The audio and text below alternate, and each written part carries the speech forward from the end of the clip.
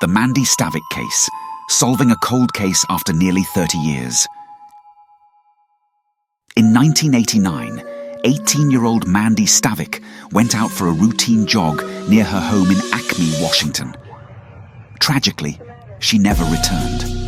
Her body was found days later, but her killer remained unknown for nearly 3 decades, until DNA technology revealed the truth. Today, we'll look into the heartbreaking case of Mandy Stavik, how her murder went unsolved for so long, and the breakthrough that finally brought justice. Mandy Stavik was an 18-year-old college student, bright and full of promise. She had just started her freshman year at Central Washington University. She was known for being athletic, intelligent, and well-liked in her small community in Acme, Washington. On Thanksgiving weekend in November 1989, Mandy came home to visit her family. On November 24th, she decided to go for a jog with her family's German Shepherd near her home, a route she had taken many times before. However, on that fateful day, Mandy never returned home. When her dog came back alone, her family and community were immediately worried, and a large-scale search began. 3 days after her disappearance, Mandy's body was found in the Nooksack River. It was a discovery that devastated her family and the tight-knit community. The cause of death was ruled as drowning, but there were clear signs that Mandy had been abducted, sexually assaulted, and then murdered.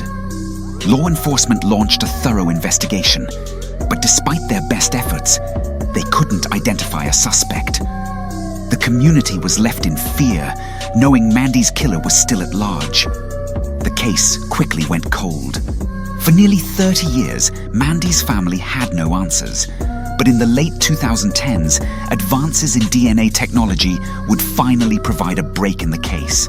Investigators had preserved DNA evidence collected from Mandy's body, but the technology to match it to a suspect wasn't available in 1989. As technology evolved, law enforcement revisited the case and began searching for a match.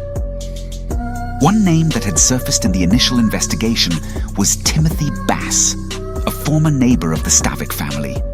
Bass had lived in the area at the time of Mandy's murder, but there had been no direct evidence linking him to the crime. In 2017, law enforcement discreetly collected a sample of Bass's DNA from a soda can he had used at work. The DNA sample was a match to the DNA found on Mandy's body, finally giving investigators the evidence they needed. In December 2017, Timothy Bass was arrested and charged with the murder of Mandy Stavik. The news shocked the community, as Bass had lived a quiet life, working as a delivery driver and raising a family. During the trial in 2019, prosecutors presented the DNA evidence and argued that Bass had abducted and murdered Mandy during her jog. Bass's defense claimed that he had consensual sex with Mandy, but this argument was met with skepticism, as there was no evidence that the two had ever been romantically involved. After a month-long trial, Timothy Bass was found guilty of murder and sentenced to nearly 27 years in prison. The conviction finally brought a sense of justice to Mandy's family, though it came nearly 30 years after her tragic death. The case deeply affected Mandy's family and the community, but her memory lives on. The conviction of Timothy Bass brought some closure, though it can never undo the loss. This case is a powerful example of how modern DNA technology can crack even the coldest of cases. Without these advances, it's possible that Mandy's killer would never have been brought to justice. Mandy Stavik's case shows that justice can prevail even after decades of uncertainty. Her story is a reminder of the strength and resilience of those who continue to seek answers, no matter how much time has passed. Mandy Stavik's murder went unsolved for almost 30 years, leaving her family and community in pain. Thanks to DNA technology, her killer was finally brought to justice in 2019.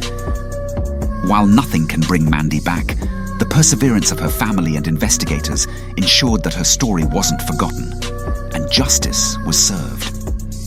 If you found this story compelling, please like, share, and subscribe to our channel for more true crime cases and the search for justice.